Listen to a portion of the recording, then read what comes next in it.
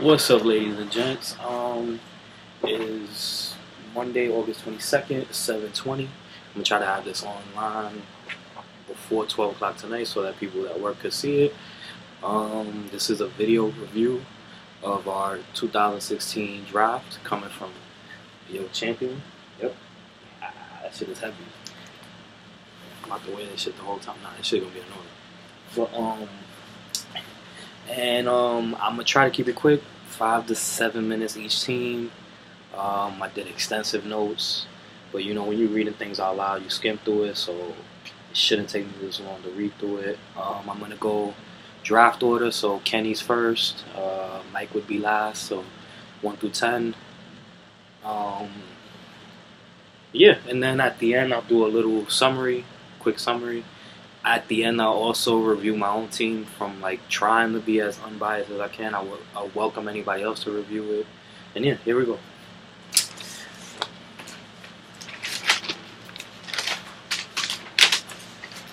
Okay. Should have had this ready, right?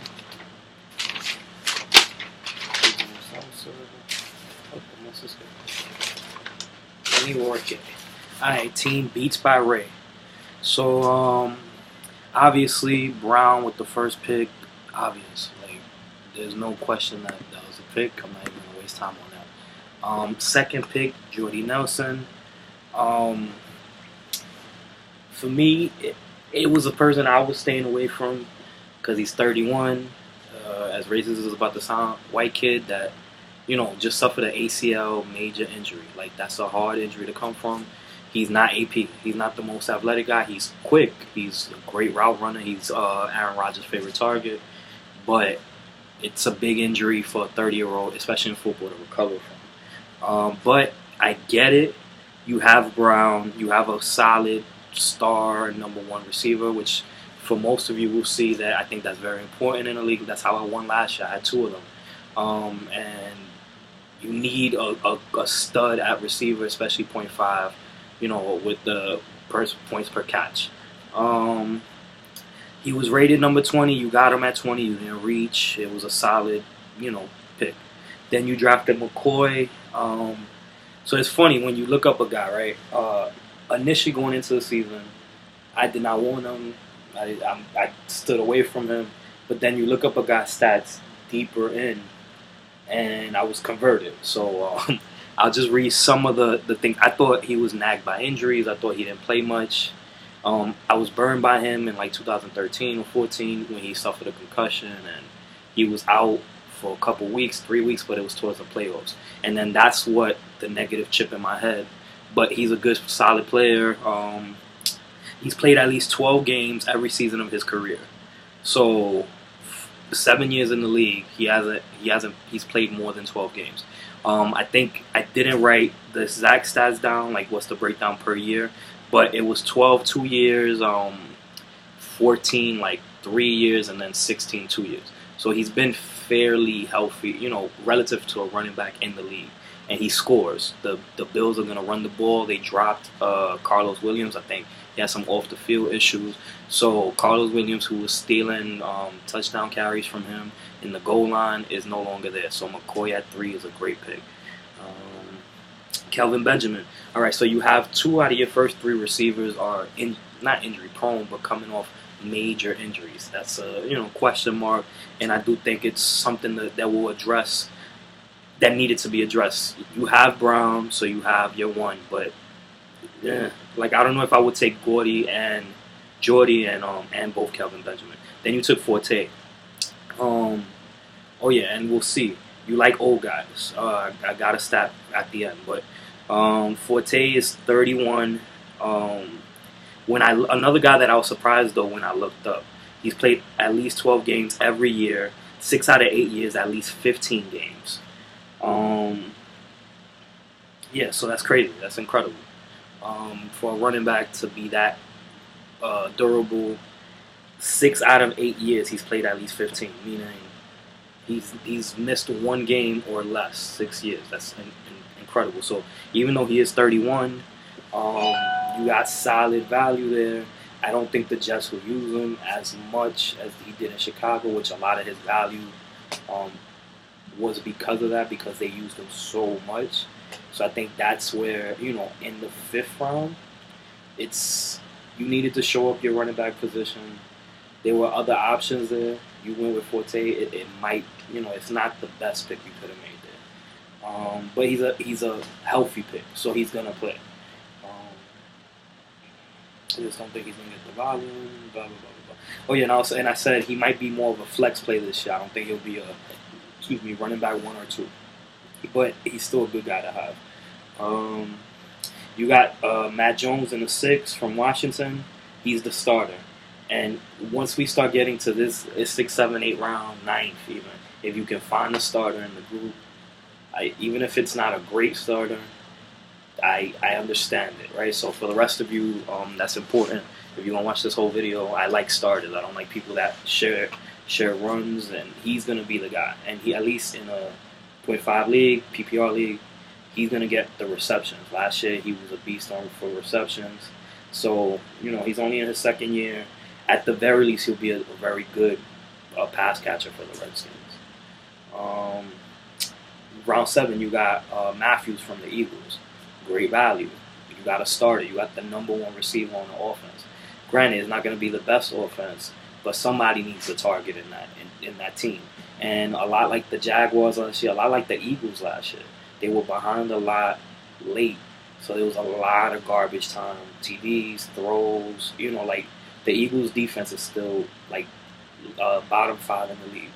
He's gonna score, even if it's just because they're down so much in the 4th quarter.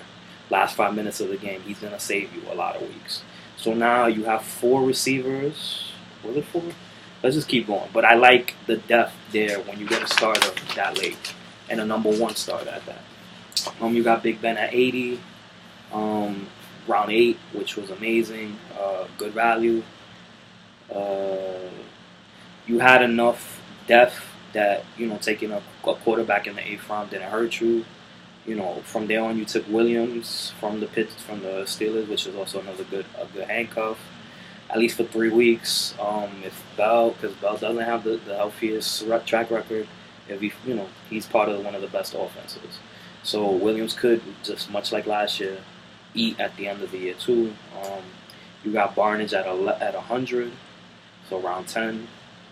I love Cleveland's I bet big on Cleveland this year because I like the new coach. His name I'm blanking out. But Barnage, tight ends in his systems have eaten. Eifert ate last year. I'm drawing a blank what other teams he was offensive coordinator for. But he fucking likes the tight end. And Barnage, who had a breakout season last year, is going to eat. Robert Griffin is going to throw the ball short and long. But he's going to look for Barnage to bail him out a lot. He should finish the season top 10 as tight end, maybe even top 5. So, he'll be in that range. And I think even if he has a fallback from last year, he's not going to produce what he did last year, but he should be solid. Then I didn't even know Steve Smith Jr. wasn't retired.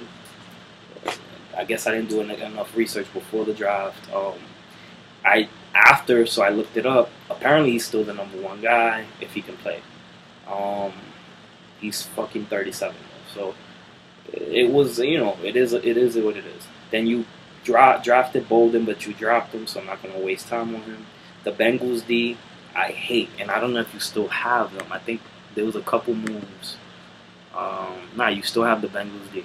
They're going to be trash this year. They lost a lot of good players. I just don't like the Bengals D. Their secondary isn't good anymore, which is how they scored a lot of their points. I don't know. But maybe top 15. So on a couple weeks, they'll be top 10 team. So, I mean, you don't have to stream right out the gate. But I didn't like the Bengals D. So my likes for your team. I like Big Ben. The value got Brown, of course. Matthews because of value. And then you flip me. Well, I flipped myself on Shady. I did not think he was great. I didn't think he was consistent, but he's been fucking consistent, and he's going to eat in the Bills offense. Your depth at receiver is kind of and then if you stay healthy, you're going to be good. But, and this is the point I'll leave you with, how old is your team? Forte, Williams, Ben, Big Ben, Nelson, Smith, Barnage, all over 30. And then honorable mention, Shady, and then your kicker is also over 30. Shady's 29, and your kicker is over 30. So I'm the complete opposite. I like young dudes. I know there's a healthy medium. Is probably where it should be at. But the NFL is a crazy game, and I think it's okay to have one or two, three guys even, but to have 1, 2, 3, 4, 5, 6, 7 dudes, and one that's a running back that's 29.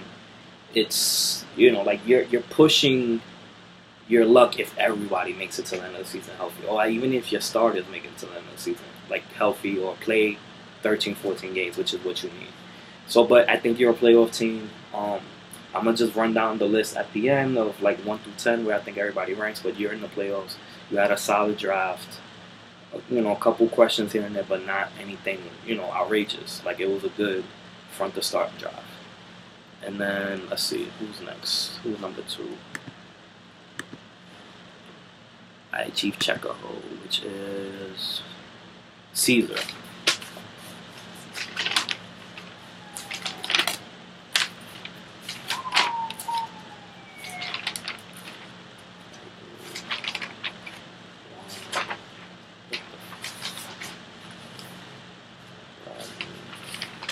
Should have ordered it a little bit better.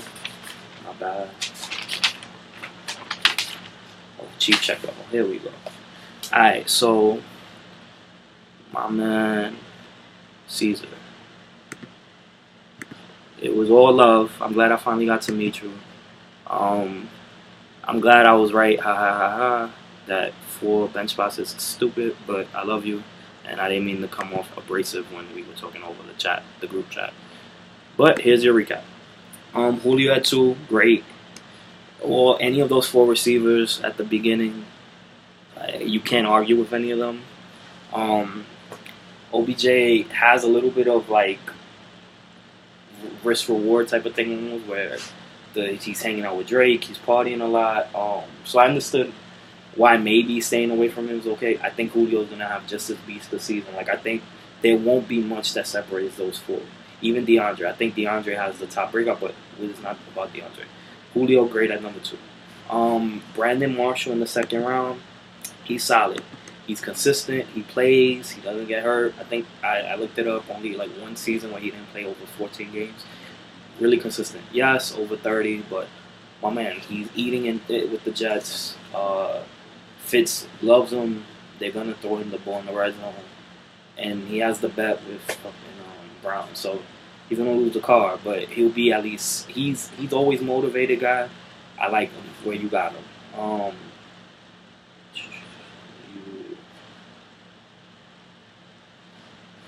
Did you take? Okay, yeah, you took.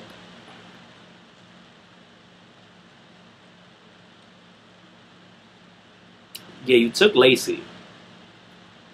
I didn't even write it. I just said I didn't like the running backs there, so I understood why you took him. I didn't even write his name down, but and I thought it was a reach why you because Lacy wasn't going. What did you take? Lacy 22, and I wrote he's going like 30s in some. Let's not give you bullshit. I have these cheat sheets here. Let's go. Lacy. Yeah, he's going 32. I should have wrote that down. But so it was only like a 1-round reach. He's with Rodgers coming back with Nelson there. Well, not Rodgers coming back. Rodgers having Nelson. They're gonna be in the red zone a lot. Starks, who's from UB, go Buff. Bulls. But Starks is not holding on to that. Even in the 2nd job, it's really Lacy's to fuck up again. So even just by opportunity. I think it's a contract year for him. I understand why you took him. I don't trust Martin, I don't trust Hyde, and I don't trust Rawls, which are the other running backs in that batch. So you needed a running back, you took him, I get it. So with Luck playing, then you took Moncrief, which I thought was a great number 2 receiver. I think he's the first number 2 receiver off the board, if I'm not mistaken. Yeah, no, I'm lying. Cobb was the first, and then Decker, and then Moncrief. Only the third guy, but he was definitely belongs in that group. Like he's gonna eat. He's right behind Ty. Like I mean, Ty is good, great. He's a number 1, but Moncrief is gonna eat. Luck loves to throw the ball around. If Luck stays healthy, Moncrief was a great pick there. I said you reached a little bit because you did have other starters. So, not starters, because number 2 is a starter. But number 1 receivers on the board, there was still Tate, Baldwin, Macklin. But if in your heart you think Moncrief is the guy, if Luck, if you trust Luck the way that, because if Luck's not there, he's not having a great year. So that's on you to decide. Then you took Jordan Reed in the 5th. Another risk reward type of guy. Injury prone though. So like even last year, and I wrote down, hold on. He's been in the league 3 years. Always was supposed to be the starter, even not coming out of college. Played 9 games his first year, 11 his second, and 14 last. Never been healthy. Always had something wrong with him. Concussions were the first 2 years. I don't remember what was last year, but it wasn't a concussion, but still. He's had like 2 or 3 concussions. He worries me. I get why you took him there. He's there. He was arguably the second or second, third. Him and Olsen on, neck and neck for who's the second tight end on the board. I get why you took him, but he makes me nervous. So your overall kind of Wilson with the 6th pick. Like I'm not loving the pick, but I get it. You wanted a quarterback there. You felt like I guess you were just starting to fill your team because I think you still needed a second running back. You then took Melvin Gordon, who burned me last year, but I recognize the talent. There's no way he doesn't score a touchdown this year. Like that was fucking mind blowing last year. I'll drink to that actually. He was a fucking asshole, but Woodhead is the pass catching guy, but Melvin Gordon, the reason I drafted him, I think 3rd or 4th round last year, because in college he did catch the ball as well. So he couldn't arguably be an every down back. It's just, he kind of just looked lost out there. Like I remember, between Red Zone Channel and then streaming some of the San Diego games, he just wasn't even ever actively involved in the plays. It was kind of frustrating. But you needed a second running back. I see the talent. And if he has a blowout, you look like a really smart person. Then you took Kelsey. Hated though. Your draft took a weird spin. Because you took 2 tight ends within 3 rounds. So you took a tight end in the 5th and the 8th. If you're gonna take one in the 5th, you don't take one to the end, bro. It's a small draft. We only have fucking actually I think you took 3, if I'm remembering properly. Yeah, you took 3 in the whole fucking draft. You don't need it. And I saw that you put Kelsey as your flex. I get it. He's gonna see he should see more targets than he did last year. I had him, I understand that there's value there. And I see that Reed is an injury risk, so even drafting Kelsey, I say I hate it. It's just I hate where you had to take him in the draft.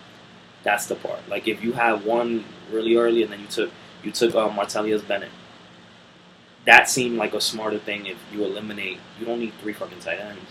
If you eliminate one of them and you took Bennett, then it makes sense. Okay, you have Reed, who's an injury threat. Bennett is going to eat in New England. You think he's going to be Aaron Hernandez? We get it. That's fine. But taking 3 with such a short bench, it left your team kind of lacking in other areas. Oh, yeah, and then you took... Fuck. Give me a second, bro. Are we back on? Oh, that shit worked. Just close the computer. And here we are. My bad for the interruption. I was at my man Cesar Gomez, Chief Chekhov, and I'm almost finishing up. We were at taking Gordon from the Browns. Now,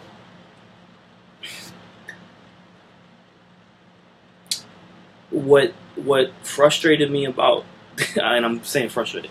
What I didn't like about the draft was if you're gonna take that chance, you don't need 3 tight ends. Like there wasn't depth. You weren't building depth. You were like, he's definitely a boom or bust guy. You have to wait 4 weeks, 5 weeks before he comes back, and then it's, like you didn't build depth, but you have a solid team. Like 2012 is a long time ago when he was a beast, but no, was it 13? It was 13. My bad. But yeah, Josh, I'm pretty sure I was right, and I'm taking time, but I don't want to give you bullshit stats. Trying to be, yeah, 2013. Okay. He was a rookie in 12. 2013 was the last time he significantly played. Because 14 he was suspended mid-season. Anyway, so bro, it's 2016. It's not an easy game to just stop playing and come back. He looked like he had all the tools. He looked amazing, but you gotta wait for 5 games. It might pay off, but by then you could be in a bad place as well. Then you took Aiken. You're trying to build the depth I was talking about, but I went to 3 different websites. ESPN had him listed as the 4th receiver, which I thought was crazy in the depth chart. Then Fox had him 2nd. Yahoo had him 3rd. He's not. There's a 37-year-old Steve Smith who's the 1st receiver on that team. That's ridiculous. Aiken last year 8 towards the end, and he had a stretch where he was top 5 each week. He did finish strong. He could be good. You got value where you got him. Oh, and then you got Crowell, which I said was, I think, your best pick of the draft. Because you got him 102. He's a starter on that team. So I got Duke Johnson. I was fucked up in the game. I thought he was going to be the number 1, and then Crowell would spell him. It's not that way. Crowell's going to be the 1st, 2nd down back. And he's going to get a lot more attention than he did last year because they were splitting it between 3 guys last year, if you remember. The other dude that was there, his name is I'm blanking on his name, but he's not on the team anymore. So it's just Duke Johnson and Isaiah Crowell. So it's Crowell's job to kind of fuck up. So you got a stud, not stud, but the Browns are going to run the ball a lot. They're going to try to protect Griffin. They're going to try to protect him as much as they can. And, he has Jackson, the coach, he likes having dual backs, but he gives one of them, he likes to let one of them eat. So you're going to get a lot of touchdowns. You're going to be good with him. Then at 119, I said another tight end. Yeah, you took Bennett. Brady's not playing the first 4 games. So the rookie, whatever the fuck his name, Garofalo, he ain't gonna fucking be feeding the ball to everybody the way Brady does. So that's another thing you gotta so you have 2 guys that you gotta wait till week 5 before you can really depend on. Josh Gordon and Bennett. It's a weird league to stash dudes. You understand what I'm saying? I don't see the depth actually there. So I said what I don't like, you have 2 running backs coming off horrible years. What I do like and what I think will carry your team is Julio and Marshall. You have 2 studs at the beginning. You have backup for Reed, who's a injury-prone type of dude. So you do have at least, but it's a weird position to have backup for. You could have streamed if he got hurt. You could have or you could have just had 2 guys. Having 3 tight ends seems like overkill. Yeah, Hyde and no, I'm sorry. Lacey had a horrible year, and Gordon had a horrible year. So you took 2 dudes that had miserable years last year. So I have you just missing the playoffs, but I think you have a good team. I'm sorry if it sounds like I shit on you. It was actually a good, some things I just didn't understand. I love Moncrief. Yeah, you have to make sure I covered everything on your team. But I think a move or two and you're in, basically. Yeah, Julio Jones, Marshall, Moncrief. If Gordon is great, you know, you look like a genius. And that's it for the Caesars team. Let's look at the number 3 pick was Juan.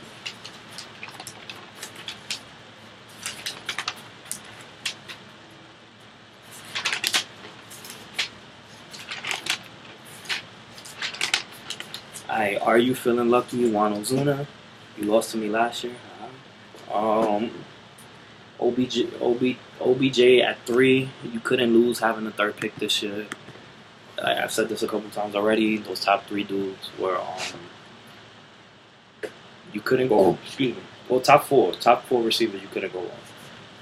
Ingram in the 2nd round, great pick. He's one of the few running backs that both receiving and running. I mean, he became a receiver last year for like the first time. Then he caught over 60 or 70 catches, which is incredible on that offense that scores a lot already. He's not splitting time with anybody. He's a healthy dude. Great. Like, you got one of the better number 1 running backs that was there. So, great pick. Jeffries from the Bears is like the first pick that you made that I don't like. Boom or bust type of guy. If healthy, when he's healthy, he's fucking amazing. He's been in the league 4 years, two healthy years, two total loss years. So he's a very big boom or bust guy. Like, I think it was like 2 years he's played less than 10. Should have wrote that down. And then 2 years he's played like 15 games. So I mean, I'm not gonna look it up. I did the research earlier. Decker though, great pick. Not steal, but he's solid. He's had 1,000 yards 3 out of the last 4 years. And the year he didn't have 1,000 yards, he had 962 yards. So the last 4 years, he's been the fucking model of consistency. And what we'll talk about with your team a lot is that you have consistent dudes. Ingram, well, Jeffries no, but Decker, like, I understand. Olsen, with your 5th pick, the same thing. Looked him up, consistent, great value, back-to-back 1,000-yard years, and healthy. Fucking very, very healthy. Like, has played 14 games like every year of his career. Dion Lewis, in hindsight, like, yeah, now it looks like a bad pick. But in the moment, I agree with you. Where you got him was valued and reached for him. He was ranked number 41. He was the 41st player, and you got him at 58. The upside was crazy because we saw what the Patriots were doing with him when he was playing last year. You know, like, if before we found out that he needed a second surgery, and that's the thing about having early drafts, you can't account for that shit. So it bit you in the ass a little bit. We got the IR spot, but I understand why you made the pick. And in the moment, as I'm doing the review looking back, I would have drafted him there. I think a lot of people would have drafted him there. You got, and that was the 6th round. Was it the 6th? Yeah, 6th. Then you got, in the 7th, you got Rodgers. I get it. I don't even have to say anything else about him. He's going to have a good bounce back year. He has his favorite target. Let me look at the draft to make sure. Took him 6th. Yeah, you took him in the 6th. You took Dion Lewis in the 6th, Rodgers in the 7th. I get it. If Jordy holds up, his bombs away. Like, but that of course is not a sure thing. If you trust that Jordy's gonna be healthy for the whole year, Cobb eats, Lacey eats, everybody eats if Jordy's good, and Rodgers by association, he's feeding everybody. Gore. So I didn't know this. Like I said it on the group me, hasn't missed a game like ever apparently. Like not ever, but since 2011 hasn't missed a game. So even though he's really, really old, 33 for a running back, but he's consistent and healthy. He's the only really running back that's threatening for time there. It's you know, like you took consistent guys. Lewis was a risk, but you have consistency. Yeah, he's 33, and as I said on the group me,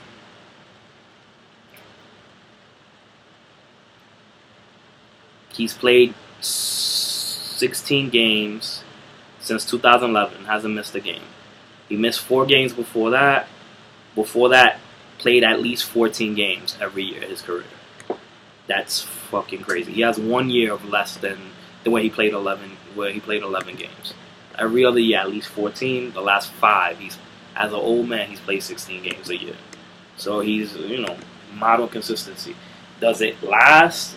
But as your second running back, that's all you need, man. You need somebody to play, to score a couple touchdowns here and there.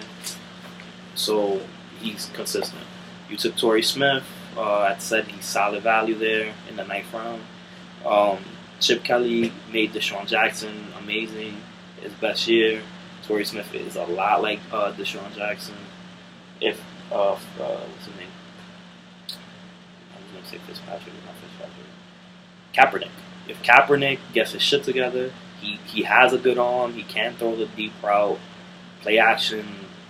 He can, and where you got him is it's a risk reward type of thing. Very little risk in the 9th round. You drop him, you could find somebody else. Like it's not. He's a good, and I think he's the number 1 the number 2 in that offense. So you got him in a good spot. Willie Snead, another good value guy. So the Saints throw the ball around a lot. He had a solid breakout year last year. Nothing wrong with that. You took the Seahawks D in the 11th round. Solid. The defense has remained virtually the same. So what they did last year, if you get lucky and they score a couple touchdowns or they get a couple more interceptions, but the bottom is what they did last year because they've been consistent top 5 I think the last 4 or 5 years. So since nigga from UFC,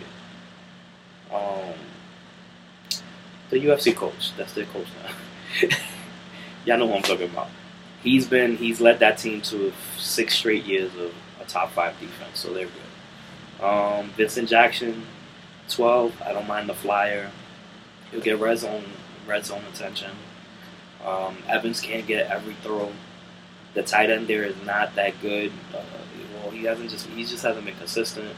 So Vincent Jackson could almost serve as a quasi tight end going into this year if he could stay healthy because he wasn't healthy last year. That's the trade-off. For that, I was like, drop him, but I get why you picked him up in the 12th, 13th round. It's another flyer. You don't get anything. You don't lose anything if he does. If he doesn't do shit for your team. There's a bunch of other running backs you could take. But if he does keep the starting job and do what he did a couple years ago, only 2 years ago, you have a chance. He is also old, but it is what it is. What I like about your team: Ingram, Deckard, Snead, OBJ, Olsen. So you have a lot of likes. You had I feel like you had a solid overall draft. You took 2 chances with Lewis and Jeffries, but you backed up your receivers. So if Jeffries is not good or just you have depth there. At running back, you're not super deep, but you kind of are at the same time. You built. It was like a good overall team.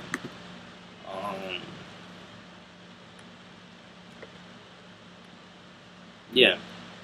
So I have you contending for the playoff spots. This was a way better draft than you had last year. You won't have to make a million moves to get it. I'll tell you, like I said, everybody else, where I rank you after I'm done with everybody's review. But you're in the playoffs. Okay, then it was, I think Joe was the 4th pick. Yeah, Joe. Chicago Bears. Let me just pull up his team real quick. Alright.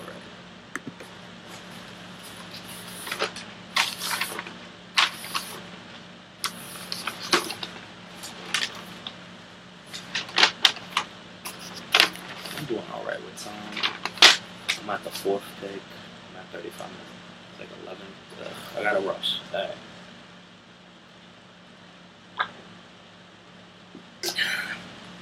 right. Excuse me. So Hopkins at 4. I think it's a steal. I love Hopkins this year as much as I did on Brown last year when I got him at 4. He could be he could be this year's Brown, where like he's drafted at 4, and at the end of the year he's the first ranked player.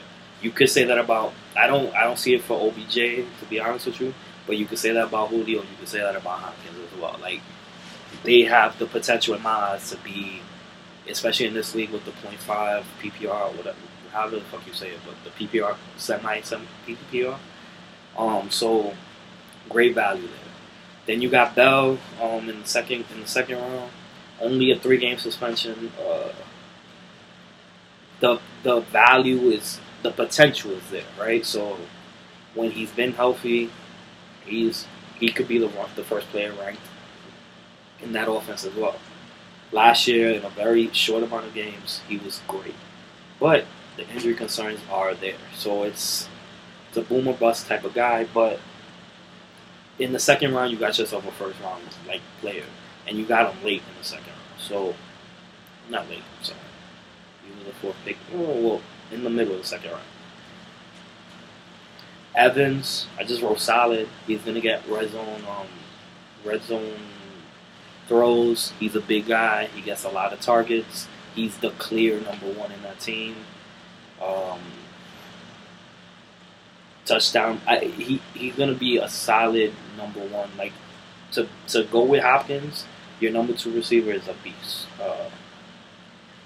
I wrote love 2 number 1s and the running back. That's initially what I had as a strategy. I abandoned it, but like you read my notes probably before the draft. Cobb, he was okay. So I wrote here he was the first number 2 receiver taken in the draft. But like everybody else in Green Bay will benefit from Jordy. I won't revisit that again. He was a bum last year when he had to be the number 1. So if Jordy's eating, Cobb is eating. That's a great pick. Well, relative, but like everybody else, it depends on Jordy. Then you took Tate. I said, wow, I wanted Tate there. The number 1 guy with Calvin leaving 2 years ago when Calvin wasn't there or was hurt a lot. Tate ate for like 5-6 weeks. He was the number 1 guy. I like when you can get number 1 guys in offenses that throw a lot. I don't even know what else to say about it. Stafford's gonna throw it. He's gonna chuck it. 4,500 yards, 25 to 30 touchdowns. Somebody needs to catch those. So I think Tate will get at least, let's say, 130 targets. To get that in the 5th round, that's great value. Stewart, I don't like. I just don't like him. He's not healthy. I looked up the stats. 16 games. He's only played 16 games once since 2011. In 12, he played 9. 13, he played 6. Oh no, I lied. He's never played 16. Hasn't played 16 games since 2011. In 2012, he played 9. 2013, he played 6. 14 and 15, he played 13. And like, even before that, when he was sharing it with Williams, when there was that combination, he wasn't healthy like that. So he's just risky, man. I don't know. I don't like him, but I get what you needed a fucking running back. I get why you took him, but I personally don't like him. He's a touchdown vulture, so I get why you took him. Andrew Luck in the 7th round with the 64th pick. Solid pick. You built up your depth at receiver and running back. I understand. Well, at receiver at least, which is important in this league. So I understand why you took a quarterback there. And he's a solid. If we should have a bounce back, there's no way he's as bad as he was last year. Then you fucking got Woodhead. I wrote wow. He's another steal. You had a solid, like, you got guys. Tate, Woodhead. He had 80 catches for 755 yards, 6 touchdowns last year. In the PPR, the way our league is set up, he's number 2 running back, borderline 1 on certain weeks. Like, you got yourself like, even if Gordon comes on and he's not as suspect as he was last year, Woodhead, they were lining him up in the slot, like they were moving him around everywhere last year. So that was a steal. Like, he was ranked, I think, 64th.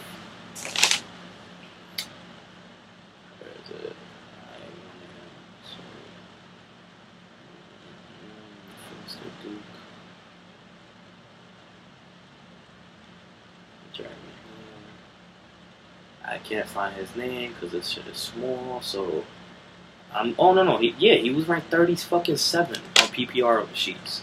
37, B, and you got him 77. You got him 40 picks later than on a PPR cheat sheet he was ranked. Amazing value, bro. Tyler Lockett. It got me mad how, like, stacked your team was. You great upside, great number 2. They were throwing it a lot to him last year. He does kick return, punt return. He's gonna have potential to, like, score, and they need to throw it, right. Baldwin is not gonna be the only guy eating in with the Seahawks. We took Amendola from the Detroit. I don't necessarily like him too much. Oh shit. But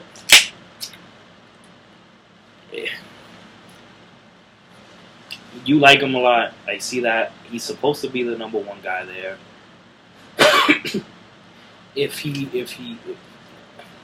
it's his job to take, right? So you got a starter this late, which is still value. The 10th round, which is not bad. And it doesn't hurt you to take him there, is what I wrote. You took a kicker in the 11th round.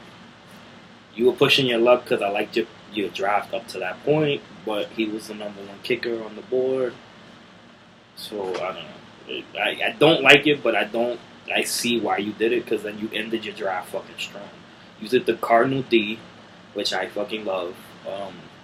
I love the LSU guys they have there, the Honey Badger, Peterson. Then they got the guy from the Patriots that rushes the quarterback. Let me just look up his name. I love that guy.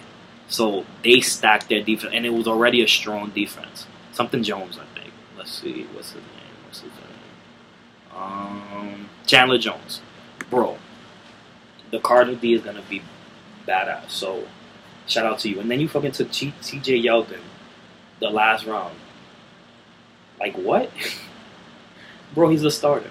When Chris Ivory went off the board, I didn't understand why he did it. Yes, they'll split carries, but TJ is 22-23, was a beast at Alabama, and wasn't bad last year. Wasn't bad last year. Had not a superstar breakout rookie year, but he did nothing to say that he was a bum. They bought in Ivory, which is fine. They wanted somebody to back him up, or at least split the carries. But if it's 60-40, you still got a starter in the last round of the draft. Second to last round. You got him 13th round, then you took Zach Miller, who's your guy. You could stream tight ends this year, and if he does anything in Chicago, you get to root for your hometown team. I don't think your tight end, you have so much depth and value at every position except tight end. So you're good, man. Like, you had a very solid draft. Obviously, I think you're going to go into the playoffs. I love Lockett, the Cardinals, Yeldon, Tate, Woodhead. You have so much, like, depth and value. Like, Woodhead, like I just said, was ranked 37 on PPR sheets. Not standard, but if you looked up the PPR sheets, 37. You got him at 77. Like, that's fucking nuts. And a lot of your draft kind of fell that way. TJ, ridiculous. So yeah, that's my man Joe Nussbaum and his Chicago Bears team. The 5th pick was, I'm taking mad long. My bad, guys. Todd Gurley. Oh, the Patriots. My man, Alexis.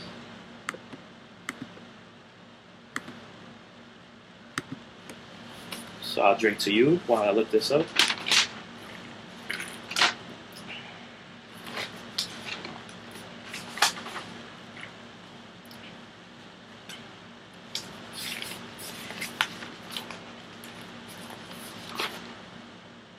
New Compton Patriots. Alright. So Gurley at 5 was a solid pick. I'm a little bit iffy on him, and not because he's not an amazing fucking balls to the wall player, just because the Rams as a team fucking suck. So like they got a rookie quarterback. We all know they're gonna run the ball.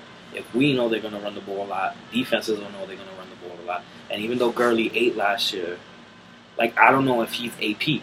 Like, and that's what you're gonna have to deal with this year, where like even though there's 9 people in the box, is he always gonna be able to handle like breaking 3 tackles and just get 5 to 6 yards? Like he's amazing. I'm not like if they had even somewhat of a little bit of a balanced team, I think that's why he fell to 5. To be honest with you, is because he's gonna get all the carries. We know that he's an every down back, but the big but is that the Rams' offense is tracky.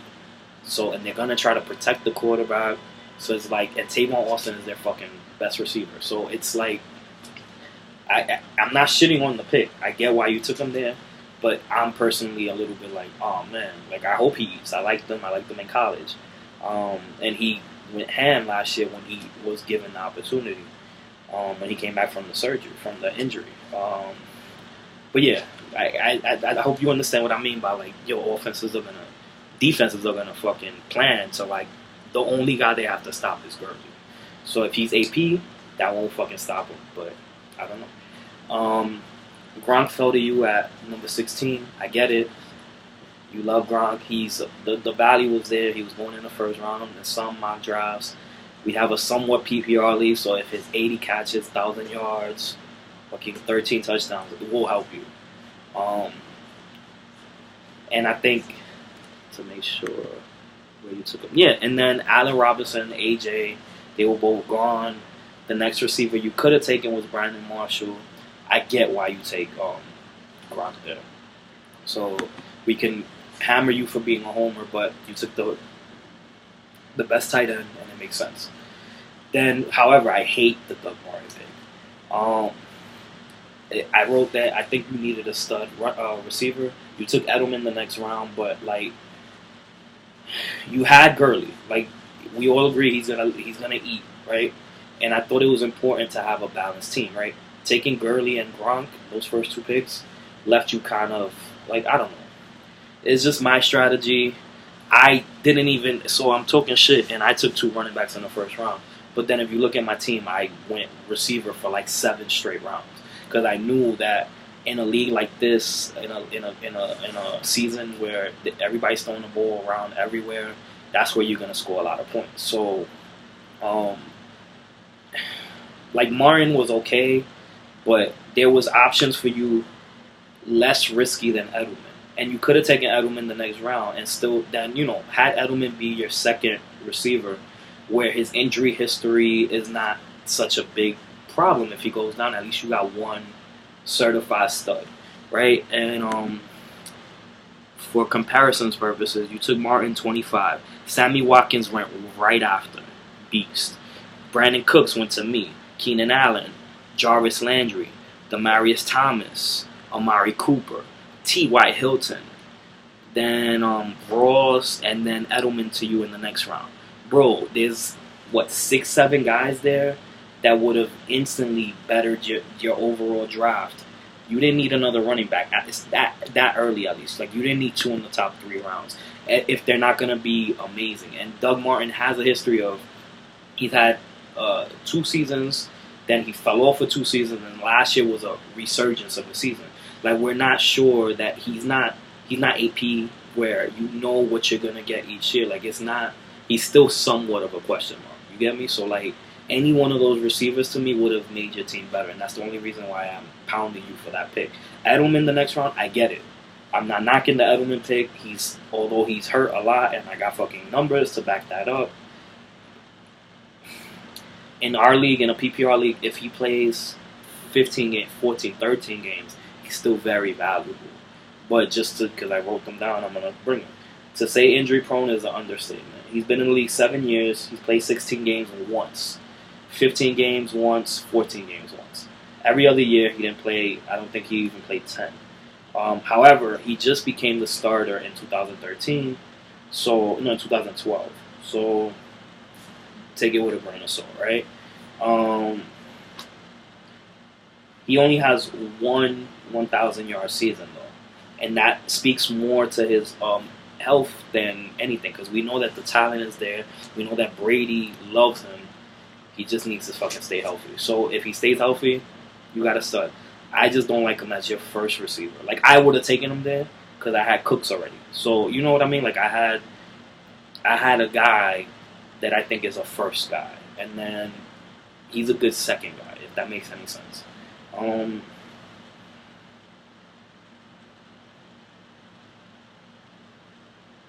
yeah, so the amount of games he's played since 2013, played 16 in 2013, 14 in 15, and then 9 last year. It's, you know, it's your guy. Do what you want with him. Oh yeah, and then I wrote Reach of the Year, Shepard, and that's why I wrote the Martin pick kind of killed you. You took the Shepard kid from the Giants. Not anything wrong with him. He's a number 2 receiver. But you had to. He was going in like the 80s, and granted, in this league he probably would have went earlier than that, because there's a couple, like 3 Giant fans, so he probably would have went, but not this early, bro. Like, nobody was taking him this early, and the reason that happened is because you took 2 suspect running backs early. Well, not 2. Gurley's great, but if you would have just taken a receiver, the Martin pick, I'm not killing you as much as I am, because the Shepard pick is because you needed a receiver. Like, you had that gap in your team, in your draft, so you had to get up taking. Oh, and then I wrote there was still number 1 receivers on the board. So that's kind of why it's like you took a guy that, yes, has crazy potential. The Giants took him in the 2nd round this year. But right after you, Doug Baldwin, Michael Floyd, Macklin, and even a number 2 that I like better than Shepard, Devontae Parker. Let's see who else. Jordan Matthews, who's a number 1. Like, you had options as number 1, you know, quote unquote, the first guy on their team that's gonna get the most targets. He's gonna eat, but like, early for that, it was, you know, you still had other guys. Okay, so then you took Sanders, Emmanuel Sanders, right? He's not Demaryius Thomas. We learned that last year, and I'm not saying that nobody's Demaryius Thomas. He's great, but Sanders needs a good quarterback to eat. Last year, when the Broncos had, you know, Manning sucking and then Osweiler being okay but not great, he didn't do well. When he was good is when he had a great quarterback getting him the ball. He's not like. So this year with Mark Sanchez or whoever the fuck the other guy is, question mark. You understand what I'm saying? So I don't like him. Bernard. Then you took Bernard from the Bengals. Not bad. 0.5. He's gonna eat as a receiver. He's good. Then you took Josh Brown. Solid. You're making up for the other shenanigans earlier. Josh Brown is young. I think it's Josh and Michael Floyd's team. Larry Fitz is gonna be the 3. He's 33 now, 32. No, he might be 34. Whatever. He's older. He's gonna eat, but he's gonna be the 3rd guy up. The Cardinals want the young guys to finally take the jobs. So Josh Brown, who's been solid the last 2 years, I think will have every opportunity. And then Carson Palmer just swings it around. If he gets hurt, that's another conversation. But we're basing that off of if Palmer's playing, Brown is worth eating, the Cardinal offense is eating. Then you drafted Brady, number 9 in the 9th round. Just for comparisons purposes, I took him in the 11th round last year. And that's with the possibility that the suspension will be lowered. I don't think anybody else is gonna reach for him. Nothing has changed, and this year we know for sure it's a 4-game suspension. Like, it wasn't a horrendous reach, but you probably, if you had your heart set on Brady, I know he was ranked like 70th or something crazy on ESPN, and I know you're new to the league, so we could have had a conversation, but nobody was gonna take him that early. I'm like, I can almost assure you, he was not going that early. The only reason I took him and I got him in the 11th round and it looked like a steal is because the suspension got taken away. So people would have, I think, people would have remembered that he fell and nobody wanted him last year, pretty much. But it wasn't a horrible reach, so I don't know why. Whatever. Zach Ertz. I wrote, if you have Gronk, you shouldn't take another tight end. Like, I vehemently feel if you take one of these tight ends early, and this goes for Josh Reed, fucking Olsen, you don't need a second with a short bench, with the rookies and second-year tight ends that are out there in the free agency. Like, if something happens to Gronk, there will be amazing streaming options, and like there are right now. Like, look at the top tight ends, you have good options. Like, people with breakout potential. You have the people that are starting that are not drafted, like, that people haven't heard of. Like, if you do just a little bit of research, there's a lot of starters still out there that have potential to break out this year. So, I mean, I know Ertz is going to be solid. Philly, he's not going to not score. If he has the same year he had last year and just scores like 5 times, I think he only scored 3 times last year. If he scores 6 or 7 times, he's a beast. Because he had like 850 yards, he had a 60 catches, he had a solid year. But then, I don't know. I just don't think you needed to draft 2 tight ends, and I'm going to stick by that. Then you said Joseph Ajayi. Solid pick. I like the pick. Foster is always hurt.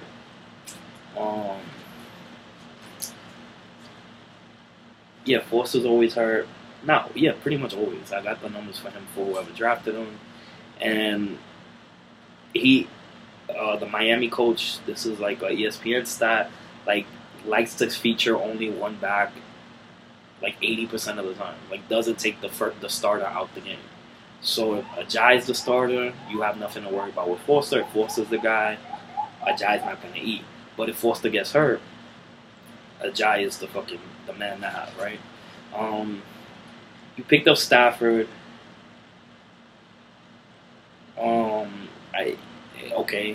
Like, he's not horrible. Your kicker, and then the Jets. The Jets should be a better defense this year. Let's see.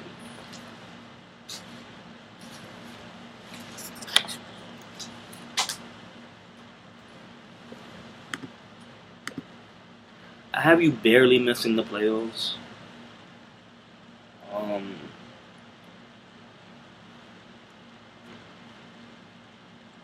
But barely. I'll give you, like, and you like to move. You make a ton of moves a year in every league that we've been in together. So,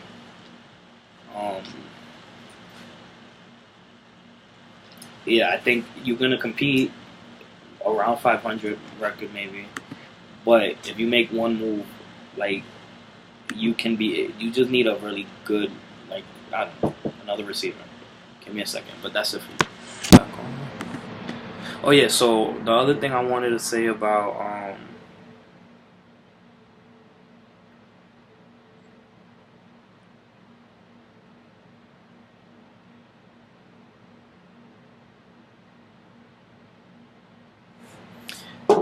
Finn Balor is injured. Oh no. My bad. The other thing I wanted to say about Alexis' team is that I thought he could stream quarterbacks. So like if you're gonna take Tom Brady, I don't think there's a need for drafting Stafford. I get why you do it, but you kind of almost wasted a pick. But I don't know. Like, there were some picks that were a little bit suspect with your drafts, but it was a 50-50 draft. That's why I got you going 500. I'm gonna stop going because I be feeling like you think people be hating on you. I was trying to be I wanted to love your team. Is the point.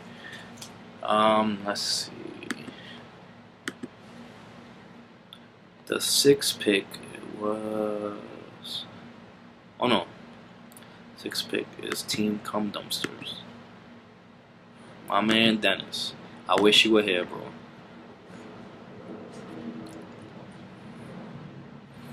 Alright, Cum Dumpsters. With that, I'm done with Alexis. I don't know if I was clear about being done with him. Alright. APS 6, solid. His age worries me, but because he's taking a little bit of a beating in that body, even from Oklahoma. When he was at Oklahoma, he was rushing 300 times a year, but he's a freak. He came back from ACL in fucking 7 months or 6 months, whatever it was. So should be good. And the Vikings are starting to try to have a more balanced team. He's gonna run a lot, but at least Teddy Bridgewater, Diggs, the rookie they got, whose name is fucking skipping my mind, but they're trying to have more than just him. So that is good for them.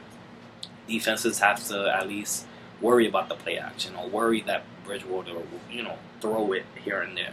And if there's that balance, AP can eat, so it's not a bad pick. Freeman fell to you in the second round. He was ranked number 9 by ESPN. He fell to you in the second round. I get why you took him. Not mad at you. Although, and this is going to be a pattern of your draft, you took way too many running backs. So I initially wrote, I didn't like that you took 2 running backs in the first 2 rounds, but you got value from both picks, so I understand. Like, if you're getting value, I get it. I also took fucking 2 running backs, so I've said this twice now, 3 times now, that it wasn't part of my strategy, but they fell to me. AP fell to you at 6, and then Freeman at 15. I get why you take him. Freeman was the number 1 fucking running back last year. Like, I get why you take him there. You needed a stud and you got one, Sammy Watkins. When they finally decided to throw the ball last year, when Watkins complained, Tyrod Taylor got a 6-year deal off of this. Watkins was the best, I think, 1 or 2 receiver in the league the last 8 or 9 weeks of the season. Right after I traded him to Juan, he fucking blew up. He led Juan's team to the championship, and he was a beast. Does have injury concerns. That's kind of why he struggled after week 9, he became a beast. It's because he was dealing with nagging injuries to start off the year. But the upside is crazy, and you needed a receiver. So, I get why you take him there. It's not a bad pick. Then you took Rouse. Bro, you don't need 3 running backs in the first 4 rounds. You just don't, especially in this league. I wish you were here because I would have been roasting you for the first 2 running backs. Or at least I would have mentioned something because we were talking shit the whole time. And I would have hoped you didn't take him. But, and then he's a boomer bust guy.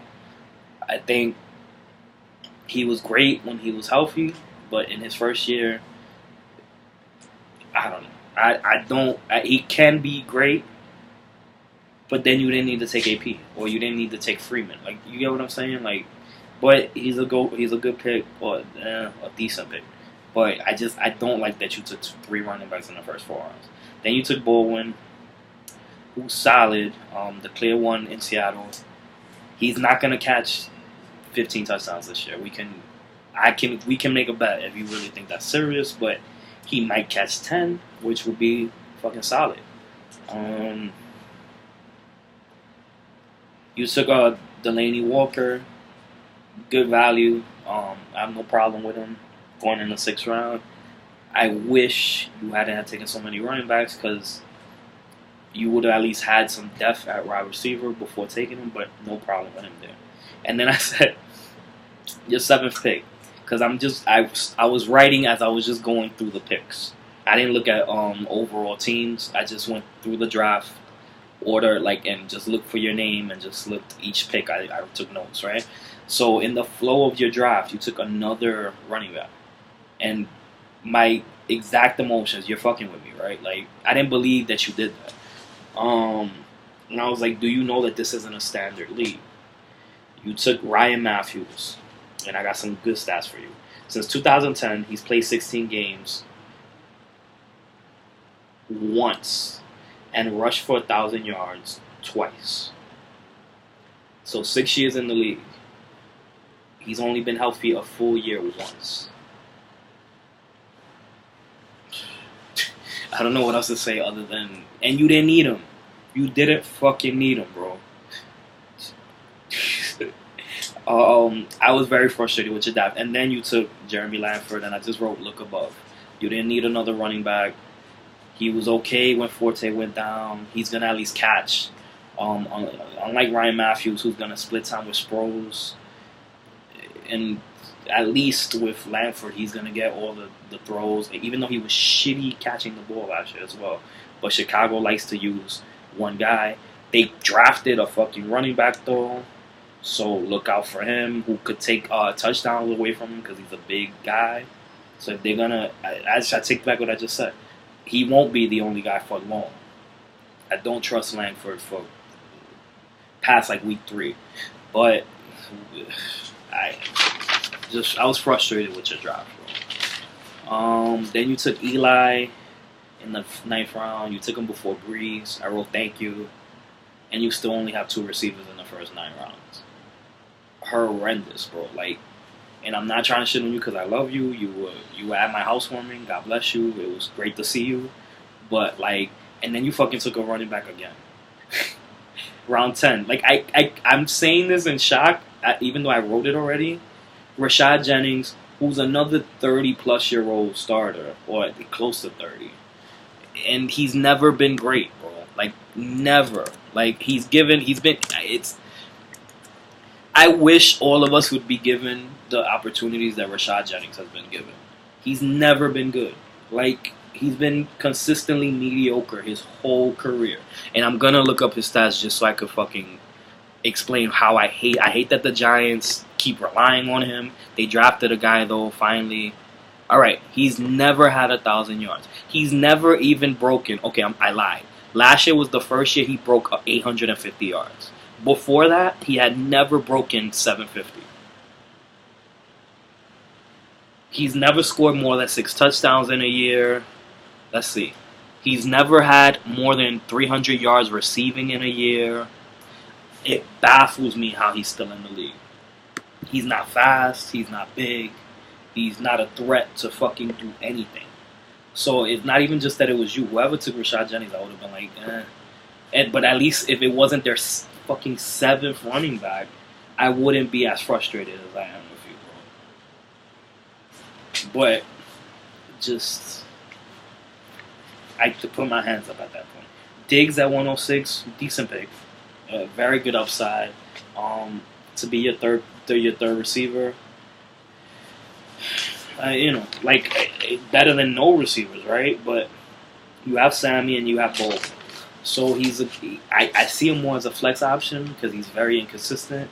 I don't think he's gonna, be consistently top 15, top 20 receiver, which is what you need from your, if you're competing, you need your receivers to be, let's say, top 25 in any given week, right? I don't know that. I think he'll have less weeks of top 25, even let's say top 20, than most other number 3 receivers. Took the Patriots D, which I said should be good. They lost Chandler Jones, but they replaced him. They got deep in every position. They were like the number 3 defense last year, so good pick.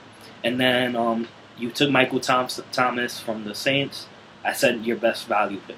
You got him in the 13th round. He has great potential. The Saints like to throw the ball.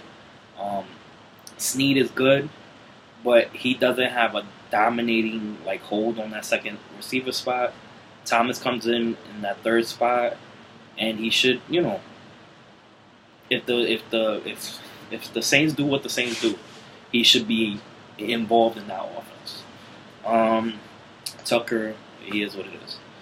I wrote Eli. I don't like the pick where you got him. Watkins is a stud, but you have no depth behind them. And he does have injury risk. So not only is your only really great receiver, somewhat of an injury threat, you really don't have. Baldwin is good, but he's not going to have the season he had last year. And then Diggs, You needed more there. What you did at running back, you should have did at receiver. Hopefully, you make some good trades. I don't have you in the playoffs right now, but I think you'll compete. But I did not like your draft. All right, who's next? 7 was cruise control. Ronnie, right? Yep, Rodney. Well, has already made 3 moves. Let me make sure I don't talk about any other guys you dropped.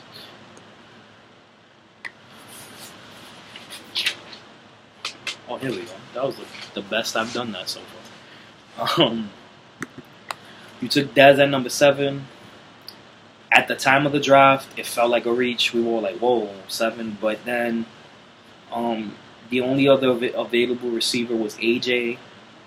Allen Robinson was there too, but going in the middle of the second round, and he has the potential to regress because he scored so many touchdowns last year. So any guy that had he had 1,400 yards, so it wasn't a bullshit year, but so many of the touchdowns, and it came in his second year, he may regress. So I understand why you stood away. You need receivers in this league, so I like Dez. Oh shit! And then you got Robinson. Okay, so yeah, you got 2 out of the top 3 receivers that were left when you were drafting.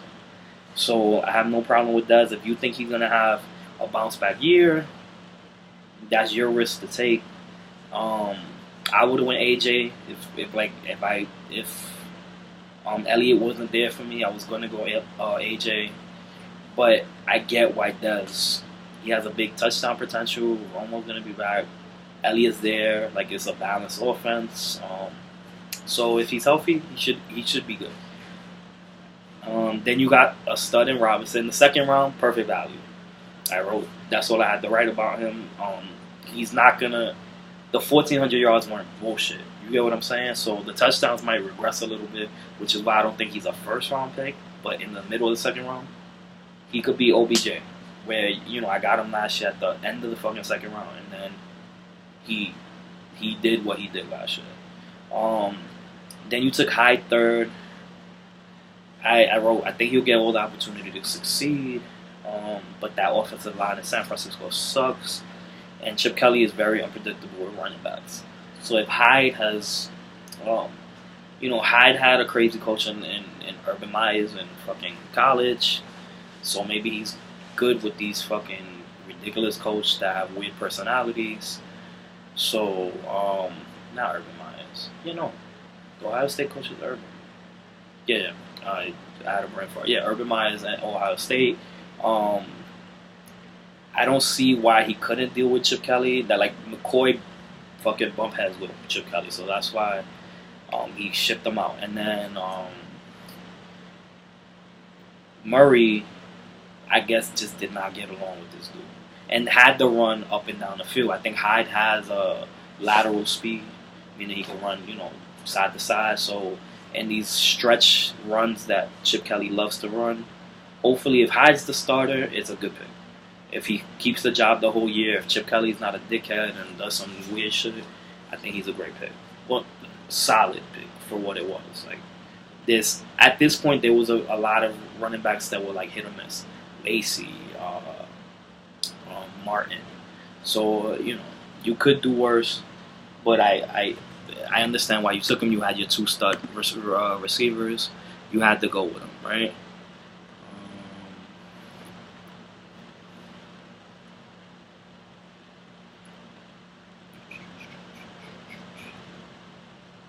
So yeah, like C.J. Anderson was there afterwards, who I hate. Thomas Rawls, who's just as unpredictable. And Forte. So I mean, you took the best guy, the best running back, still there for you. Then you took T.Y. Hilton. Love the pick. Love, like absolutely love the pick. Even in all the commotion from last year, with Luck not playing that much, he still had a solid 1,000-yard season.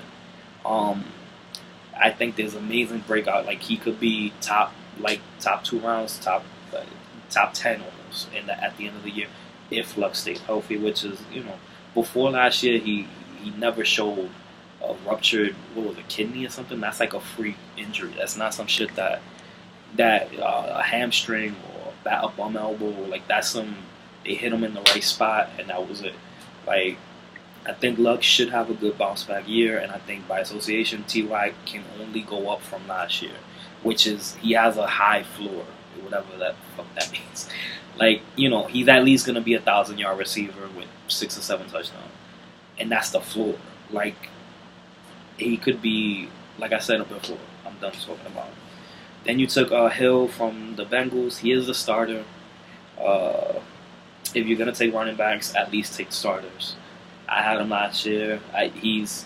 There'll be weeks where he gets 3 touchdowns. There'll be weeks where he's a bum. But getting a starter in a team where he's gonna get all the goal line carries, I get. Oh shit. And yeah, like solid pick. Like, you need a starter running back. You took a starter running back. Then you took Parker from Miami. Bro, you had a solid draft. You weren't here, so at the end, people were talking shit about it. I think more because you wasn't here. Because after I looked at your team, I was like, it's a good draft.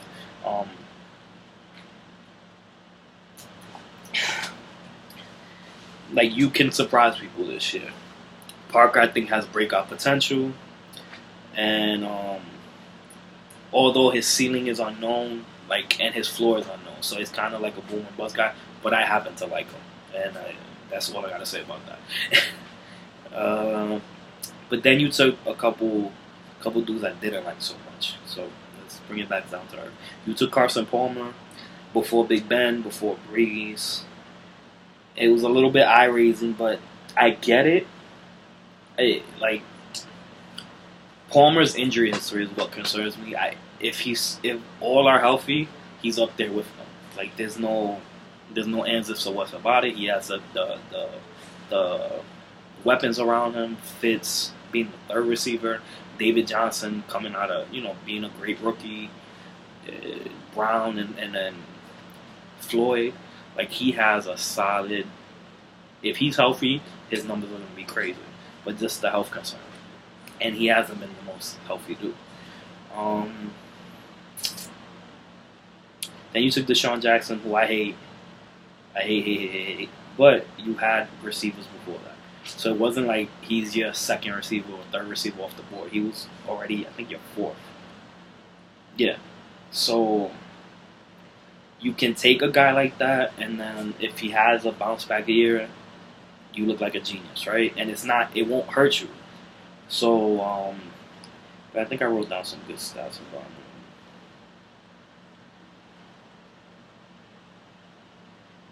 I wrote you could have waited. First pick I hate was round 8. Round 9, you reached for Julius Thomas. OD. He was ranked 137 on ESPN boards. I think I had just taken. That's round 9. So a couple of tight ends had just gone off the board, like a round before. Kelsey went off. Fleener went off. But I just don't like wasting picks, especially when nobody was going to take them early at least. You could have at least waited 3-4 more rounds. And then if you're going to take an injury risk at tight end, boom or bust type of guy, take him. But taking him there, I thought was just way too early. Granted, you had built some depth at wide receiver, but I just don't like taking chances on guys that are not ranked. Like, does he have potential? Yes. But I got some stats for you. Hold on. Since he came into the league in 2013, 14 games, 13 games, 12, right?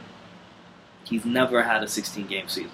On top of that, last year was good, but not great. So nobody had their eye on him like, oh, he's going to have a bounce-back season. Since the year with Denver 2 years ago, where he scored like 10 touchdowns, he hasn't been anything to write home about. Well, I still have his stats up. Good shit.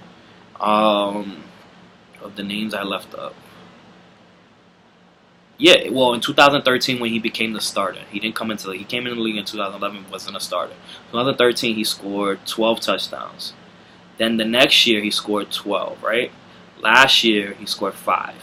But the next year, when he played 13 games, he only had 43 receptions for 400 yards. Last year, 46 receptions for 400 yards, for 455 yards. Since his first year, he hasn't had like a solid tight end season. The touchdowns obviously went down last year when he wasn't paired with Peyton Manning in that Denver offense. So, risk reward type of guy. He can be good. I'm not saying he can't be good, but just where you took him was way too early.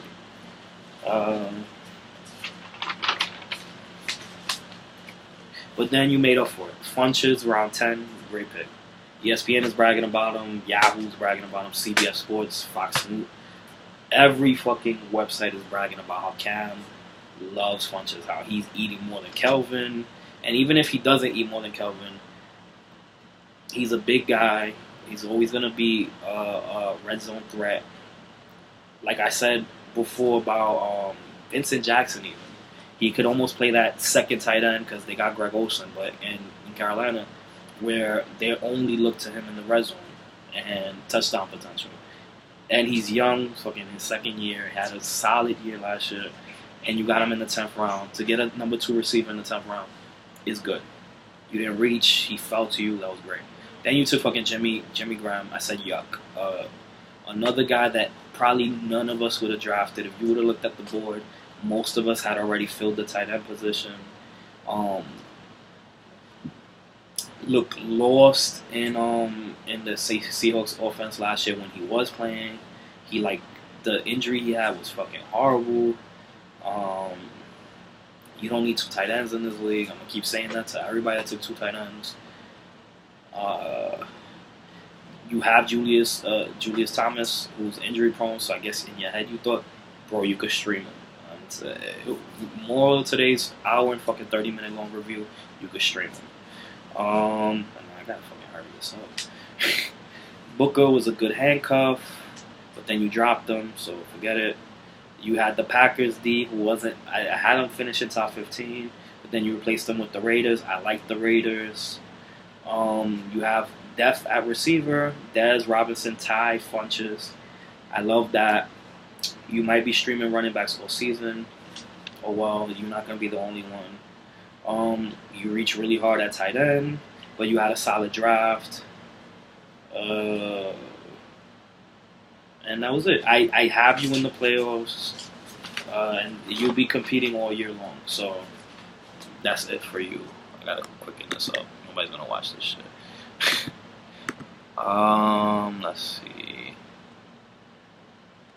Oh, then it was me. I'll do myself last because that's weird. Oh yeah, Gus. Gus with the 9th pick in the draft. Oh, I'm almost done. Hooray! Alright, Gus. Commish.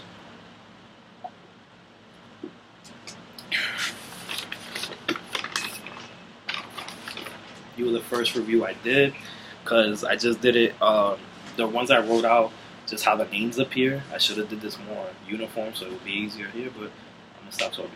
I wrote value as the name of the game. I thought it was important to get a stud receiver in the first 2 rounds, and you did that. Initially, I didn't. I disliked the Charles pick. I told you that to your face that day. ACLs, both knees in separate years. It seems rough. These guys get hit a lot. ACLs are fucking horrendous injuries.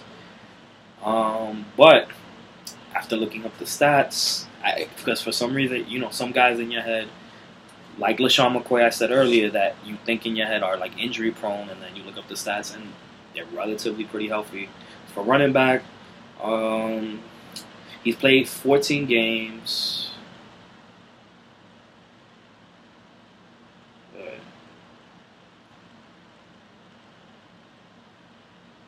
Shit, I didn't write it.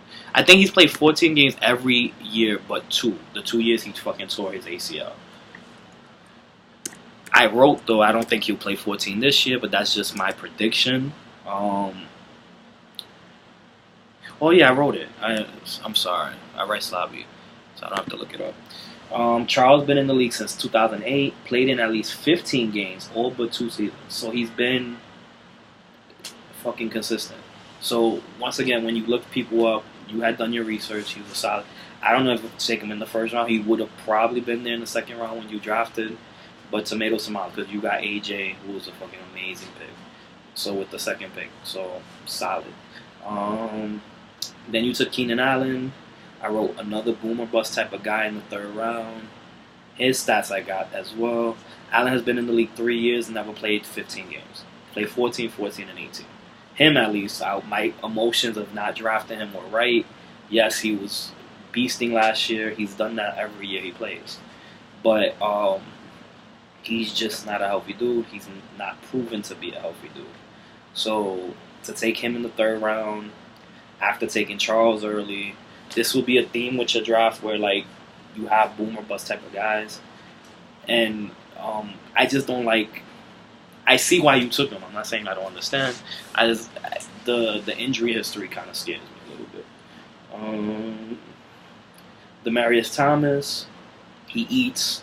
Even with shitty quarterbacks, he's a good receiver. Excuse me. Nobody knows if he's gonna score as much as he did last year or in the past. He's a 1,000-yard receiver. He's your third receiver, so it doesn't hurt. Like, you got a stud. He can be a number one. But fucking Sanchez throwing him the ball, that's the only thing that's wrong. But he's a healthy guy. He's solid. You got value there. So AJ and Thomas, Demaryius Thomas, good picks. The Murray pick, you got DeMarcus Murray. He's playing in Tennessee this year. Oh, no. I'm sorry, Latavius Murray from Oakland. He wasn't great last year, but he was solid. I think I also drafted him. Probably not here. Whatever. But I remember having him. They drafted a running back in the second round this year, so his spot isn't guaranteed. But he was a rookie last year and he held on to the job. I think he had a 1,000-yard year. He did have a 1,000-yard year. He wasn't anything to write home about, but he was fucking consistent, which is what we want. I think that was a good pick because it's a consistent pick. He's the number one, at least for now, right? What did I say? But all running backs come with risk, so yeah. It's funny when you read, and at least you got a short starter to begin the season. Larry Fitzgerald, I don't think he'll repeat last year, but you got him as your fourth receiver. So if he's your flex and he goes off a couple weeks, then you look like a genius. So, you know, he's gonna have his Larry Fitz weeks, right? So the way you got him, and it's not like you need to depend on him. Some of the other guys that took risky players that I'm kind of iffy about took them where they need them to perform. You don't need Fitz to perform, so it's a good pick. Then you took Foster in round 7, who I like, and I wrote 6 out of your first 7 picks were value picks, like they fell to you, right? But another injured fucking guy, so I get these guys were falling to you because they're kind of injury prone. Foster has played 16 games twice since 2009. That's it. So, you know, 7 years in the league, and every other year is way less than that. I should have wrote the whatever. He's just not healthy. So he's gonna, you know, if he starts, he's gonna play, and if he's healthy, you look like a genius. Marvin Jones, solid number 2 in an offense that throws the ball a lot. I love the pick. Not even. He's gonna eat. He's, you know, he did well with the Bengals last year, and in Detroit, he's gonna be. Stafford likes to throw the ball, right? We know that, and that's all. The most you can ask if your guy is getting targets, and you did that there. Let me make sure.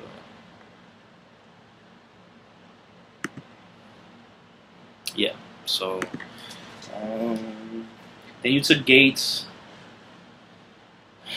I wrote another boomer bust type of guy just because he's 36. I actually looked him up though. He has been kind of healthy recently, but just 36, bro. Like he can't be like there's gonna be he can't be great forever, right? So but whatever. You could stream tight ends. I've said that before. Yeah, he's played 15, 16. Last year was the first year he only played 11. So in the last 4 years, the year before that 13. Yeah, well, yeah, he's been like that, Gates. Well, he could have a breakout year. Crabtree, solid. Tyrod Taylor, solid. Broncos D, solid. Theo Riddick, .5 league, solid. Because he's the third down back there. I wrote love the depth at receiver. You have to have a good depth at receiver, and you have it. You have Larry Fitzgerald's your fourth receiver. Like, bro, you're stacked. Like, if anybody gets hurt, But the thing I don't like is that you have a lot of boomer bust type of guys. Foster, Charles, Allen, Gates. If they're healthy, you're good. If two or more go down, you're scrambling, right? Because it's gonna be a different year with the $200 cap and blah blah blah. Like, I don't think we're gonna be able to stream. Well, I don't know. Just you have a lot of important, like Jamal Charles in the first round. If you lose your fucking first round pick, it's hard to recover from that, right? Allen in the third round. So it's just like, if they're healthy, you're great. I still think you're gonna be in the playoffs. I'm not saying you're gonna miss the playoffs. And you make a move or two, like where you'll be competitive the whole year. And so you had a solid draft. All right, I'm almost done. Get Gates off my screen. Rashad Jennings off my screen. And Mike, yeah, Michael is Mr. End Zone Salsa. I did not think this shit would take this long.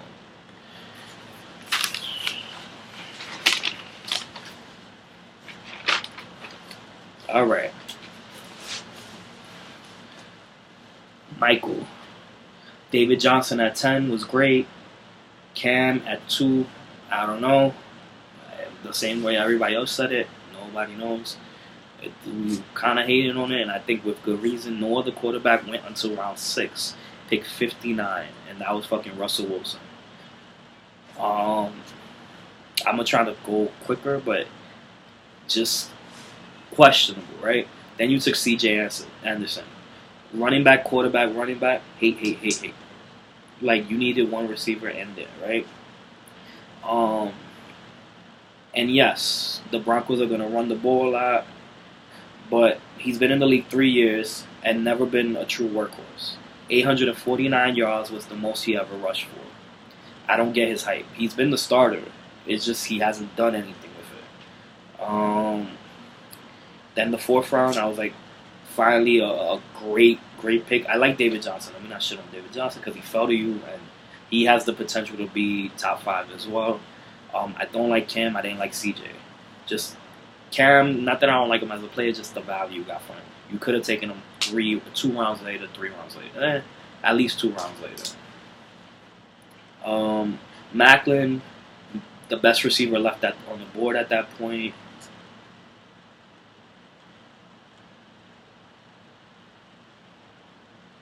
Oh, and then I wrote, this was another guy that I kind of transformed on once I did more research on him. I don't know why I thought Macklin was always hurt. I guess he has nagging injuries is more than anything, but he plays.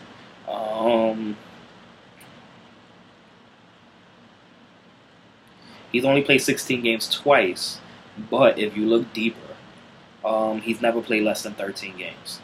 And 15 games 3 of those years. So he's he's actually consistent. Oh, you took DeMarcus Murray. When I was talking about Gus's team just now. DeMarcus Murray, if he's healthy, should be good in Tennessee. I'm betting that he doesn't, but I think he could be solid. Like I drafted the rookie they took from Tennessee, that Tennessee drafted from Alabama.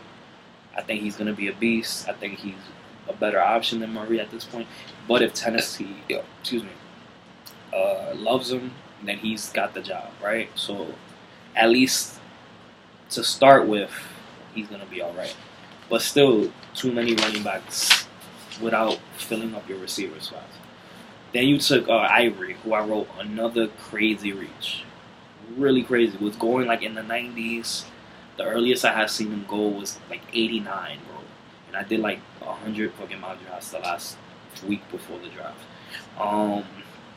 You took him before Yeldon, who is the starter, who's younger, who wasn't bad last year. Like, wasn't great, but wasn't bad. Like, once again, if a rookie holds on to the job and like doesn't fumble a lot, that's pretty much all they got to do. And he did well enough to hold on to the job.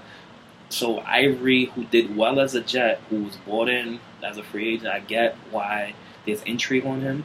I just wouldn't take him before I would take TJ at all. And if you take Ivory where he was at, then I'm like, okay, cool. If you took him at 91, then he's a 91st pick. Your receiver was too weak. You had other running backs. You didn't need to take Ivory there. Allen Hurns, he's not going to score 10 touchdowns again this year. I may be wrong. I think he's a solid number 2 receiver. He's young. He has potential. He had a great year last year. But good, like where you got him, good pick. Then you took Eifert and Ted Ginn. All I wrote was I hate both picks. Eifert, who is from Notre Dame, I love him, but he's not gonna score the amount of touchdowns he scored last year. Like almost guaranteed.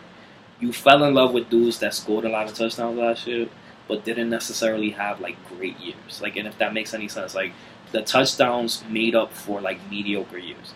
Eifert didn't have a lot of targets, didn't catch a lot of balls, didn't have a crazy like amount of yardage, but he scored I think 13 or 14 touchdowns. Like that carried his value, right? Ted Ginn, another guy that scored over 10 touchdowns, but had a horrendous year, bro. Like if you take away 2 touchdowns, he's not valuable. And the Panthers have Kelvin, Funches. They have another kid too. I think they drafted another kid as well. Like he's not gonna be the only option that Cam Newton has. Like he was, well, for some of the season he was last year, right? He's not that guy. And last year he was mediocre if it wasn't for the touchdowns. So I think you fell in. Hurns is another guy, but you know there wasn't much options other than Hurns, and you needed a receiver. But when you took Eifert again, they don't get any throws to them. They don't got a lot of volume with the throws.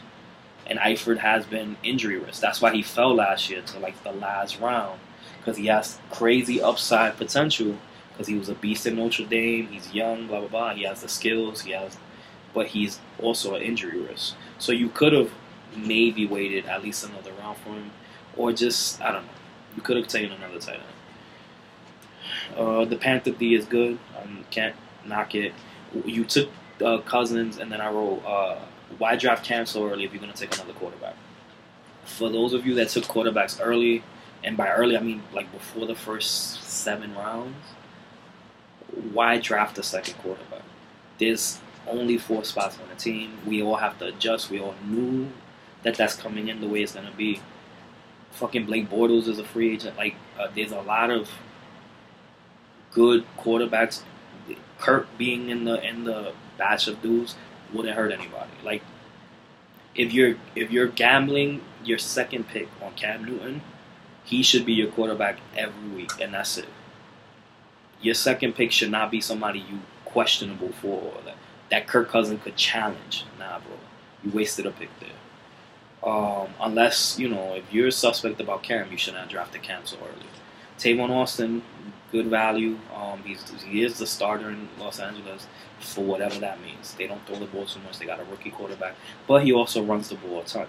He should. I don't know why he didn't have it last year, but have dual eligibility. I think McCluster from Kansas City was the only other one that he actually had the dual running back and receiver eligibility. So that's pretty dope. He scores a couple touchdowns. They use him in gadget plays. He returns punts. He does everything. He's a playmaker, which is cool to get this late. You took the Tampa rookie the kicker. He's probably not gonna hold on to that job the way he's looking in preseason, but preseason is preseason. You don't have any depth at receiver. You took a lot of running backs. And some of them, I like CJ, I just don't like. So I don't have you going into the playoffs. It was a pleasure meeting you. I'm not trying to shit on you, but I don't think you had a solid draft. And only an hour 40. That's crazy. So I'll do a quick. I'll give you a quick like what I think about my team. If anybody cares. Let me look at the draft. Oh no, I remember who I drafted when I drafted them. Alright, so Ezekiel Elliott fell to me at 8. I thought that was a good value pick. I wasn't gonna take a running back in the first round. Like I mentioned earlier in the post that I was thinking taking AJ there. If Hopkins would have miraculously fell to me, I would have taken Hopkins. But I wanted a receiver and a running back. I always targeted Lamar Miller in the second round. I think he's going to eat in Houston. I think the upside is great. He catches the ball. He's an every down back. And the zone scheme that they got in Houston is going to be good for him. Like, the Dolphins didn't use him well. Then, obviously, I've said this 100 times. I hated the fact that I took 2 fucking running backs in the first 2 rounds. But then I made sure to make up for it by going receiver, and guys I thought that was like what's the word? Like studs. Like I was not playing any games. Brandon Cooks I love. He's gonna get targets. He's gonna catch a lot of balls. Amari Cooper is the one in that team. He can only go up from last year. David Carr can only get better. That team, has a lot of space to grow. They're doing a lot of good things in Oakland. I like them. Michael Floyd was a little bit hurt last year, but he's only 25, 26. I like Notre Dame as my bias, but he was a stud there. Has the speed. He has the hands. He's been a solid, underperformer, but, on the cusp of being great. So he is the number 1 on the depth chart, and I looked that up everywhere. Yahoo, ESPN, blah, blah, blah. And the depth chart gives the depth chart as a depth chart, whatever that means. Because they do have Josh Brown and Fitz. So, but if Carson Palmer is there, they can have 3,000-yard receivers. So I like Floyd where I got him. I think my first reach, real reach, was my next pick. Yeah, I took Duke Johnson in the 6th round. Excuse me. He was going around 65, and I took him 53. I knew he wouldn't be around if I waited for him. I kind of fell in love with him. I think there's a lot of potential for him to maybe sneak into the every down back role. He's definitely the passing receiver though. He caught, I don't know, something like 75 catches last year. Whatever it was, I fell in love as a rookie. He did that, right? So I'm sorry, 61 catches, which he ranked 4th among running backs as a rookie. So even just on that base alone, he was gonna be my second running back in every draft that I did. If it came together that I had 2 studs before, but I thought once I dropped him, I'm good. I'm set at the position, right? Then I took Kevin White. I reached a little bit for him. From all the reports, what's this asshole in Chicago? Cutler likes him a lot. Been throwing to him a lot. The reason why I don't think my team is that good is because I just have everybody's potential almost from here on out. Kevin White, Corey Coleman, Derrick Henry, Travis Benjamin, Tyler Floyd. None of them are consistent guys that we could count on in the past. These are all super boom or busty type of guys. Kevin White has the potential. They're all young too, except Travis Benjamin. But Kevin White is quasi-rookie. He's in his 2nd year, didn't play last year. Corey Coleman is a rookie. I think because Josh Gordon isn't going to be there for 4 games, he has an opportunity to be the number 1 for 4 games and build a relationship with Griffin. I liked him where I got him. I think I got him in the, let's see, what round did I get him? 10th. Oh, yeah. I forgot my quarterback.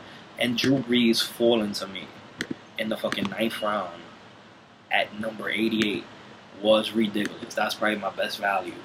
Aside, I think, yeah, because Lamar Miller was going in where I got him, right?